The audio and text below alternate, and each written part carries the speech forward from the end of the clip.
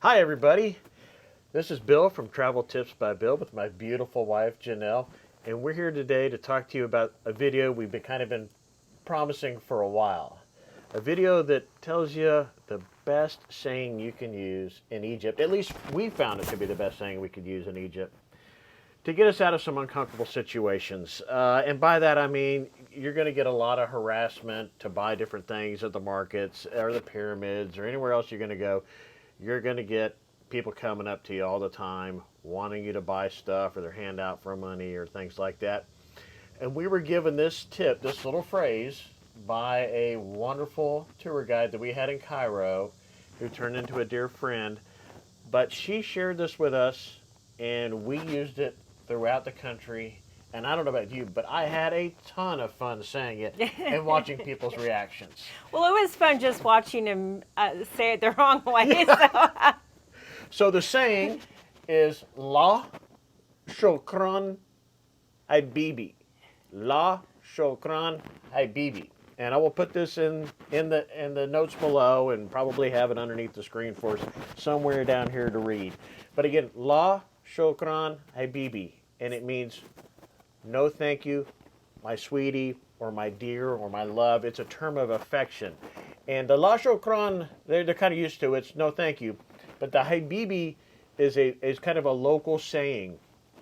And as soon as we did that, I even got asked sometimes if we were local or did you grow up in Egypt or that type of thing. So again, La Shokran Habibi. I can tell you one time when I was in line at the pyramids, this guy was coming up trying to sell me the knickknacks, and I looked at him and I just said, La Shokran Habibi, and he just stopped in his tracks. He started laughing hysterically and took me to the front of the line. I'm not going to say that's what's going to happen to you, but I can think of countless times, on the streets in Aswan, right?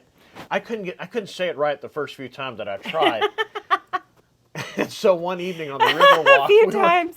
Oh yeah, one evening on the river walk, we were walking along, and I still hadn't got the saying down correctly. So he was saying, le. It sounded like I was trying to clear my throat and spit a loogie up on somebody. A couple people look at him like, what is going on with this guy? I think this child Does he have literally thought I was Tourette's or having a what? stroke or Tourette's or something, right? He looked at me like I'd lost my mind and then took off. It was a lot of fun. But So you can just say no. No is la. No. And if you add a little bit of emphasis, behind yeah. it, right? It's a little bit stronger. Yeah, we were told you can say la, which means no. And you can add shukran, which means thank you. And then his favorite is habibi. Habibi. And habibi means my love or sweetheart or It's sweetie. a term of affection, right? And it's hilarious to watch a man say that. habibi to another man. And in certain parts of the country, they were okay with it. They laughed, had a good time. Some were like, I'm not your habibi. That's your habibi. I am not your habibi. She's your habibi, right? And no matter what, everybody had a great chuckle with it. I strongly encourage you to use it. You even used it in Jordan a couple of times. Yeah. And they recognized it over there. Yeah. So again, La Shokran Habibi. It will make it a lot of fun for you. The locals will appreciate that you've taken the time to learn a little bit of their language, and it will actually take some of the I don't know if the right word is discomfort or some of the Angst angst maybe. around being out in the street and having people approach you trying to sell something or with their hand out for money. Well, and you will get approached a lot. I mean, that's just the way they are. And for Americans, we're so used to personal space, but over there, they don't recognize personal space. So,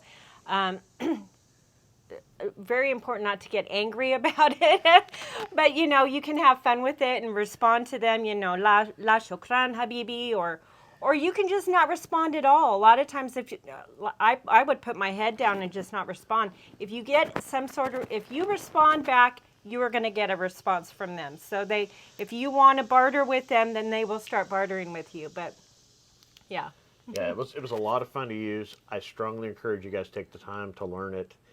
And this is just one of those things that we had a great time with while we were there. So again, I'll have the way to say it down below, or the words in writing. And please Give it a shot. Try it next time you're in Egypt. Thanks so much for watching.